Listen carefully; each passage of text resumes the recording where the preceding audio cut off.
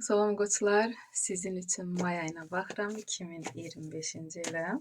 Bizim qoçlarımızı nələr gözləyəcək və qoçlar nələrə diqqət etməlidirlər.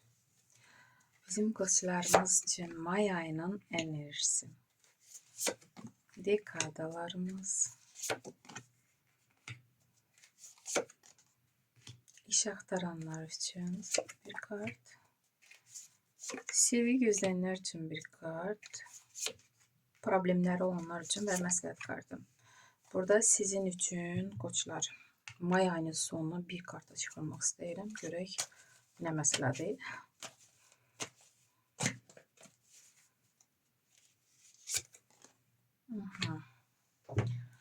Deməli 4-cü pentakli. Pulunuz olacaq. Siz pulu toplamağı, sırası xərcləməyi istəməyəcəksiniz. Gələcək üçün bəlkə də planlar qoyacaqsınız. Əlinizə bəli, pul gələcək.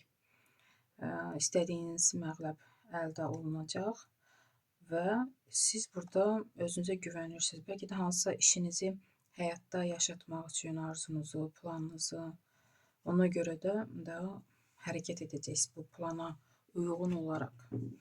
Və tuz kubkov, təzə başlanğıc. Bəlkə də bu başlanğıca görə bu pulu yığacaqsınız, toplayacaqsınız. Bu da ola bilər. Çoxdan gözlədiyiniz o xəbəri alacaqsınız, şad xəbəri və bu xəbərə əsasən hərəkət edəcəksiniz. Bu nədirsə, birinci dəfədir həyatınızda yaşanacaq, sevindirici anlar. Bəlkə də bilirsinizmi, çoxlarının övlad, o da, yəni valideyn olacaq xəbər alacaqsınız. Bu da ola bilər hətta. Çox sevindirici xəbərdir. Və 6-cı jezli. Siz planlı şəkildə o qurmaq istədiyiniz, həyatınızı yaşamaq istədiyiniz nədirsə, bəlkə də kurslar aça bilərsiniz. Bu da ola bilər. Çünki burada siz görürsünüzmü, irəlidə gedirsiniz atın üstündə. Yanınızda, ətrafınızda insanlar sizinlə bərabər addım atır, gedir, sizi dəstəkləyir. Sizə inanaraq, sizə güvənərək bu insanlar sizin yanınızdadır. Bu da ola bilər. Bəlkə də sizin bacarığınıza, bu gücünüzə, yəni qoçlar həmişə lider kimi özünüzü də göstərməyə bacarırsınız. Bu enerjinizə görə bu insanlar sizinlə bərabər sizə güvənərək addımlayırlar. Biliyinizi bəlkə də başqalarına öyrətmək istəyəcəksiniz may ayında, bu da ola bilər. Və burada düzdür, balaca arkandır. 7-ci meçi. Hansısa söz-söhbət, keçmişdə yaşayan nə hadisələr varsa, əslində siz bu hadisələrin içərisindən çoxdan çıxmalı idiniz, amma siz bu hadisələri özünüzlə irəli aparırsınız. Buraxmaq istəmirsiniz, bu hadisələrin içində qalırsınız. Demək olar ki, sizi həmin hadisələrdə yaşayanlar da, kimlər varsa ətrafınızda bu hadisələrlə bağlı sizi arxaya çəkirlər o vəziyyətə və siz irəli getsəniz də, bu insanlardan qurtulmaq istəsəniz də, istər-istəməz qayıdırsınız o insanlara. O insanlarla ünsiyyətə bəlkə də girirsiniz, bəlkə də o söz-söhbətin içərisinə qayıdırsınız. Belə etmək lazım deyil. Əgər bir dəfəlik bitirmək istəyirsinizsə, bu insanlardan qurtulmaq istəyirsinizsə, bir dəfəlik əlaqəni, münasibəti kəsmək lazımdır. Yəni, bunlar artıq sizə lazım deyil. Lazımsız insanlardır, lazımsız söz-söhbətlərdir.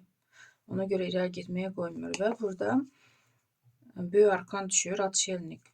Bəli, sizə istirahət lazımdır. Bir anlıq olsa da bir guşaya çəkilib, götür-qoy etməlisiniz. Bu vəziyyətdən bir dəfəlik necə çıxmaq lazımdır, qərar verməlisiniz.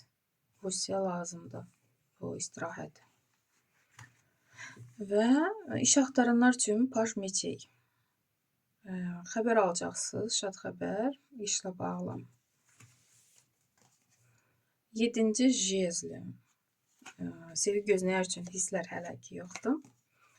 Diabol kartı. Problemləri olanlar üçün. Burada əgər problemləriniz varsa, ola bilsin ki, elə təklif oluna bilər ki, ehtiyatlı olmaq lazım diabol kartı ilə. Elə insanlar ola bilər ki, məsəl üçün sizə təklif olunar ki, sizə köməkləri dəyəcək bu problemləri bitirmək üçün. Amma əslində bunun qaranlıq tərəfi də var. Siz onu əvvəlcə görməyə bilərsiniz və sonra problemdən çıxmaq istəsəniz, əslində problemə düşə bilərsiniz.